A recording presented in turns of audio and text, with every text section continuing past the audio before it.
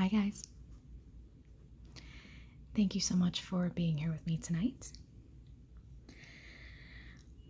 I feel like this is kind of a running theme in my videos, but I would just like to apologize for my absence.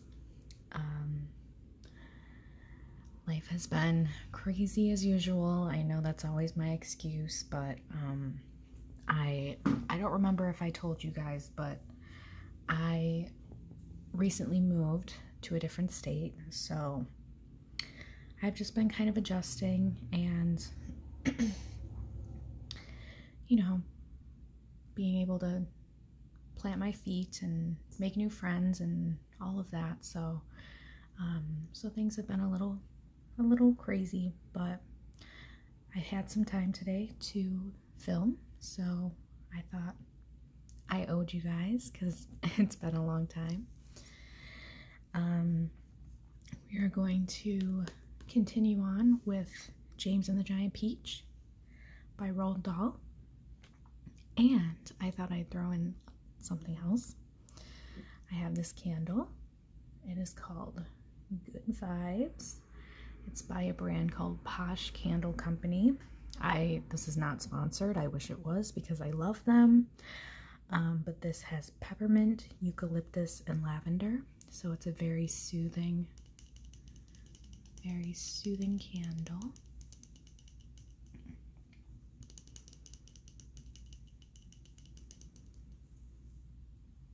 But I love this brand. I could not recommend them enough. They are a black-owned brand. They're a female-owned brand. So, female-owned brand. No, a female-owned brand. And they're great. They have a whole bunch. They actually just came out with summer collection, and one of their candles smells like the fair. Not in a gross way. It doesn't smell like sweaty bodies or anything, but it smells like popcorn and caramel and candy, and I really want that one, so so I think I'm gonna pick that up eventually. But anyway, I'm gonna light this candle. I'm gonna light the candle.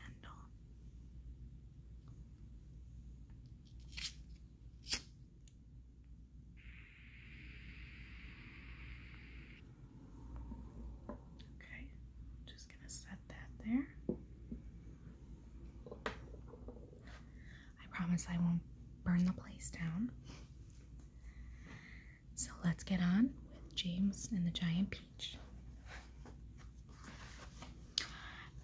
I've also been paying attention to comments that hate that I fold the page over, so I got myself a bookmark from one of my favorite books, The Secret Garden. It has a quote on it that says, "If you look the right way, you can see the whole world is a garden." I just liked that. Okay, so we left off on chapter 20. "There is something that I believe we might try," James Henry Trotter said slowly. "I'm not saying it'll work." "Tell us," cried the earthworm. "Tell us quick." "We'll try anything you say," said the centipede. "But hurry, hurry, hurry." "Be quiet and let the boys speak," said the ladybird. "Go on, James." They all moved a little closer to him. There was a longish pause. "Go on," they cried frantically. "Go on." And all the time while they were waiting, they could hear the sharks threshing around in the water below them. It was enough to make anyone frantic. "Come on, James," said the ladybird, coaxing him. I'm afraid it's no good at all," James murmured, shaking his head. "I'm terribly sorry. I forgot. We don't have any string. We need hundreds of yards of string to make this work."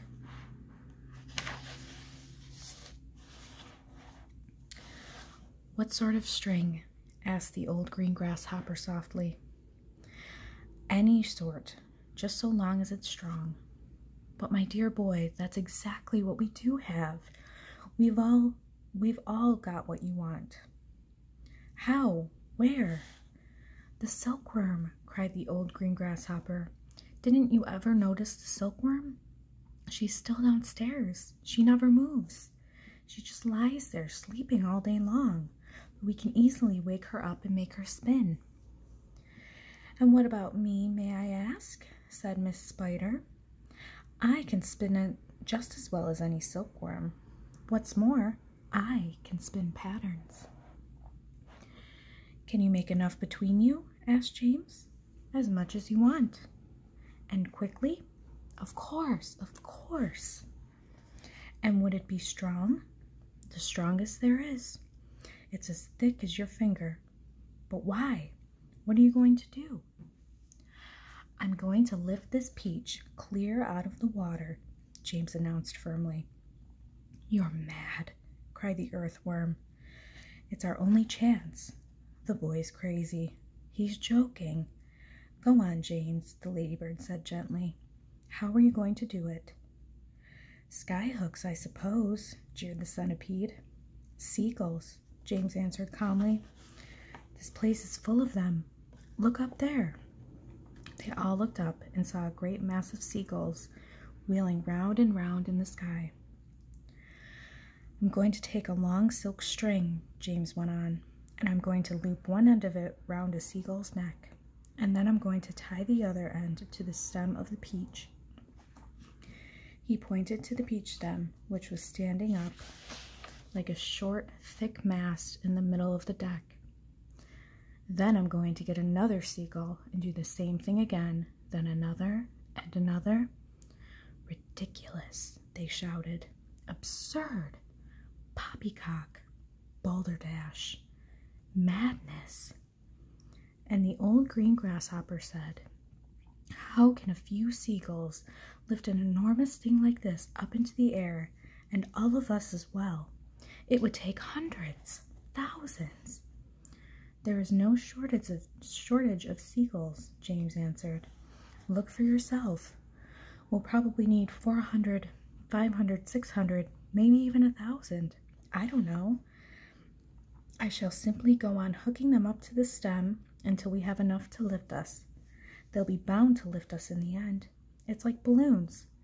You give someone enough balloons to hold, I mean really enough, then up he goes. And a seagull has far more lifting power than a balloon. If only we have the time to do it. If only we are not sunk first by these awful sharks. You're absolutely off your head, said the earthworm. How on earth do you propose to get a loop of string around a seagull's neck? I suppose you're going to fly up there yourself and catch it? The boy's dotty, said the centipede. Let him finish, said the ladybird. Go on, James. How would you do it? With bait. Bait? What sort of bait? With a worm, of course. Seagulls love worms. Don't you know that? And luckily for us, we have here the biggest, fattest, pinkest, juiciest earthworm in the world. You can stop right there, the earthworm said sharply. That's quite enough. Go on, the other said, beginning to grow interest. Go on. The seagulls have already spotted him, James continued. That's why there are so many of them circling round. But they daren't come down to get him while all the rest of us are standing here. So this is what... Stop, cried the earthworm. Stop, stop, stop. I won't have it. I refuse. Be quiet, said the centipede. Mind your own business. I like that.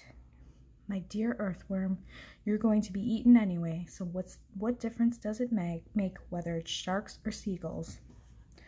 I won't do it. Why don't we hear what the plan is first, said the old green grasshopper.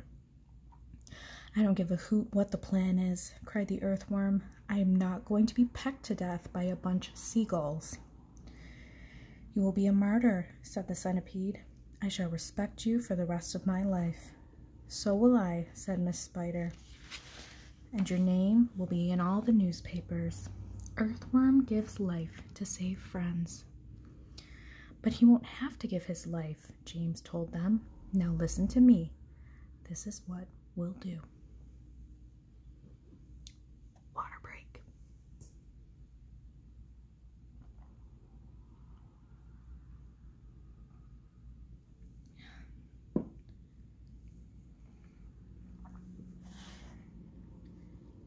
Chapter 21.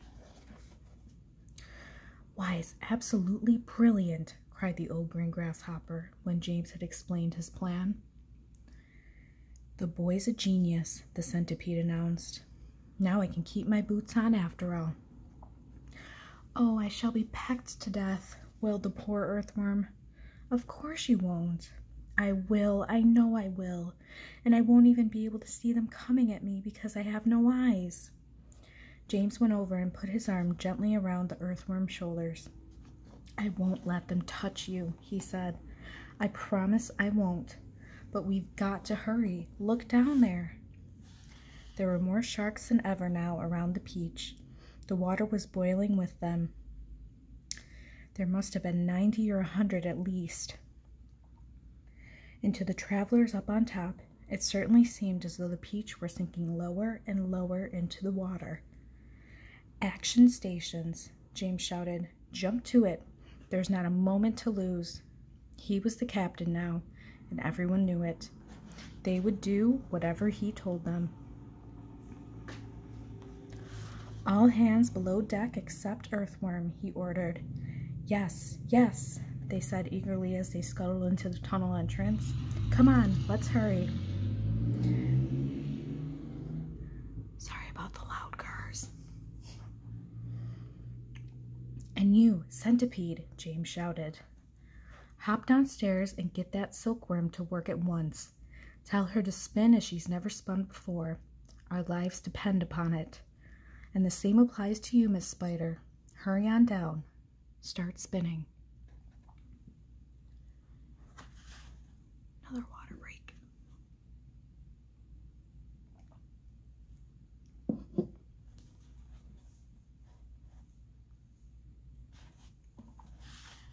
Chapter 22.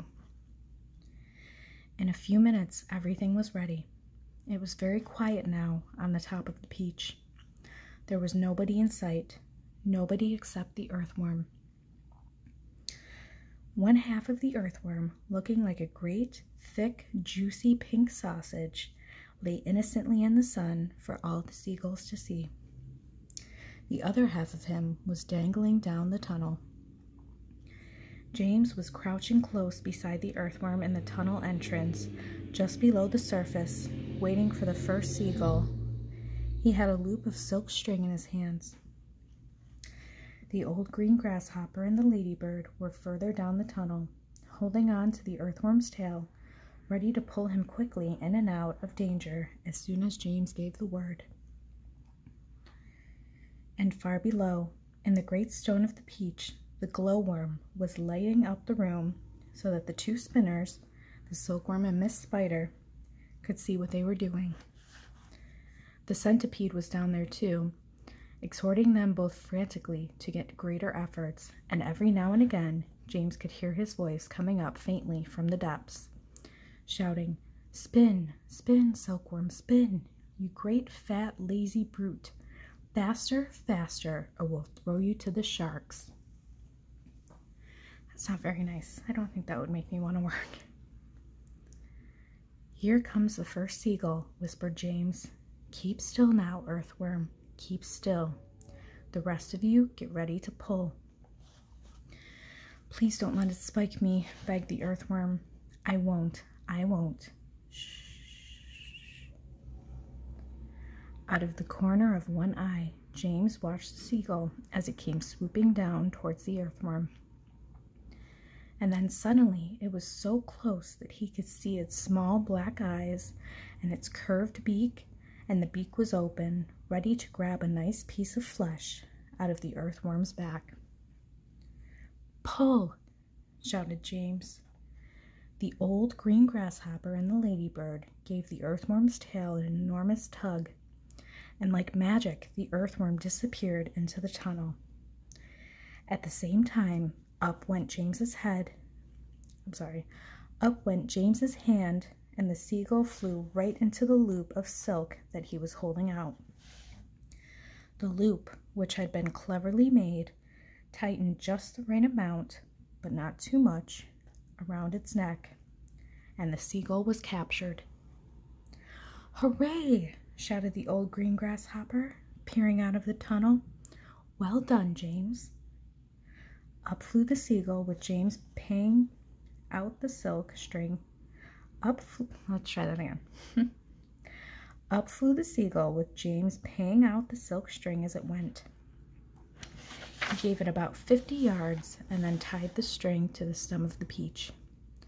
"Next one," he shouted, jumping back into the tunnel. "Up you get again, earthworm. Bring up some more silk, centipede." "Oh, I don't like this at all," wailed the earthworm. "It only just missed me. It even felt the wind on my back as I was swishing past." "Shh," whispered James. "Keep still. Here comes another one." So they did it again, and again, and again, and again. And the seagulls kept coming, and James caught them one after the other, and tethered them to the peach stem. 100 seagulls, he shouted, wiping the sweat from his face. "Keep going," they cried. "Keep going, James." 200 seagulls, 400 seagulls. The sharks, as though sensing that they were in danger of losing their prey, were hurling themselves at the peach more ferociously than ever, and the peach was sinking lower and lower still in the water. 500 seagulls, James shouted. "Silkworm said she's running out of silk," yelled the centipede from below.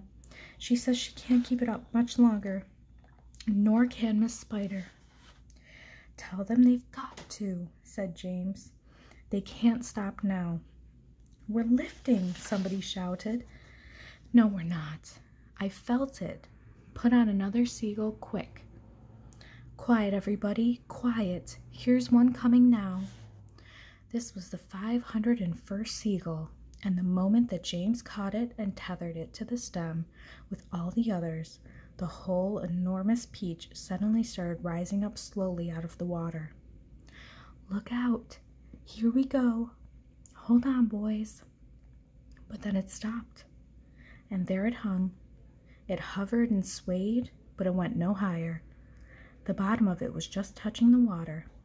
It was like a delicately balanced scale that needed only the tiniest push to tip it one way or the other. "One more will do it," shouted the old green grasshopper, looking out of the tunnel. "We're almost there." And now came the big moment. Quickly, the 502nd seagull was caught and harnessed to the peach stem. And then suddenly, but slowly, majestically, like some fabulous golden balloon, with all the seagulls straining at the strings above, the giant peach rose up, dripping out of the water, and began climbing toward the heavens. And I think that is where I'm going to leave off.